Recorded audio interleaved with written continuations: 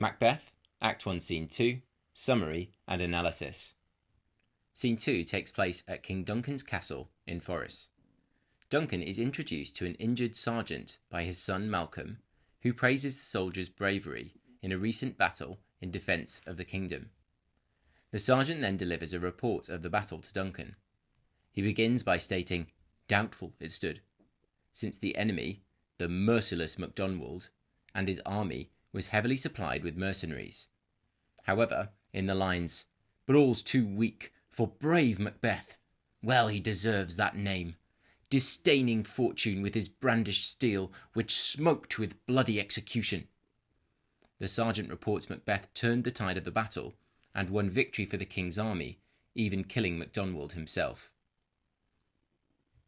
Duncan is delighted with the news and praises Macbeth with, "O valiant cousin, worthy gentleman."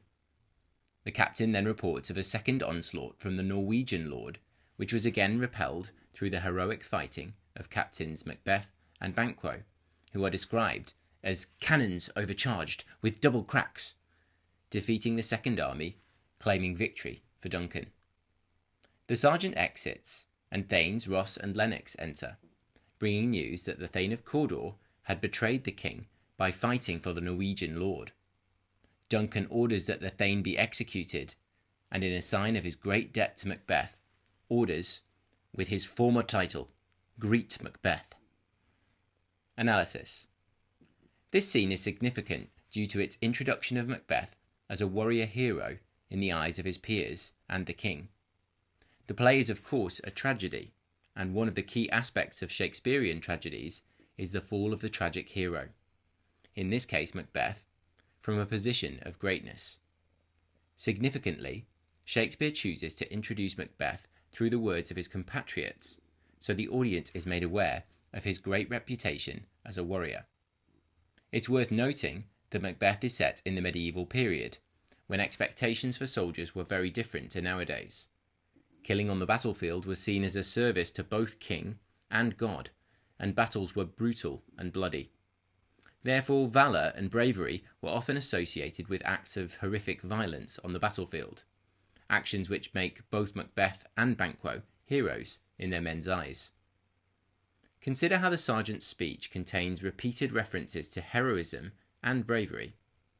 Macbeth is of course referred to as brave, but also as valour's minion, a slave to bravery, and later as a fitting husband for the goddess of war in Bellona's Bridegroom, which leaves no doubt of his heroic credentials.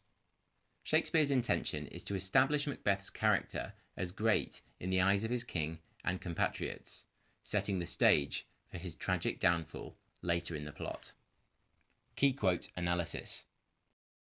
Consider the juxtaposition of heroism and graphic violence in the sergeant's description of Macbeth killing MacDonald. "Unseamed him from the nave to the chops" uses violent imagery to create a brutal description of Macbeth practically cutting his opponent in two, from the stomach, or nave, to the jaws, which are chops. Furthermore, the use of the verb unseamed, which means to pull apart stitches, metaphorically hints at both Macbeth's precision as a fighter, but also his ruthless ability to take his opponents apart. It is also worth noting how Shakespeare hints at Macbeth's relationship with fate, which will become an important theme throughout the play. Shakespeare initially uses personification in "And fortune on his damned quarrel smiling, showed like a rebel's whore."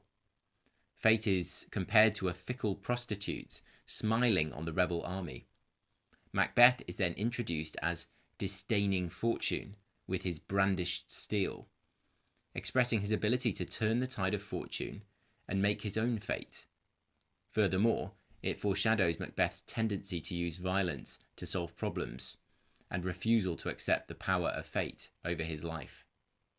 The main function of the scene is therefore to create anticipation in the audience for the arrival of Macbeth, the tragic hero, and establish his character as a powerful and admired figure amongst his compatriots.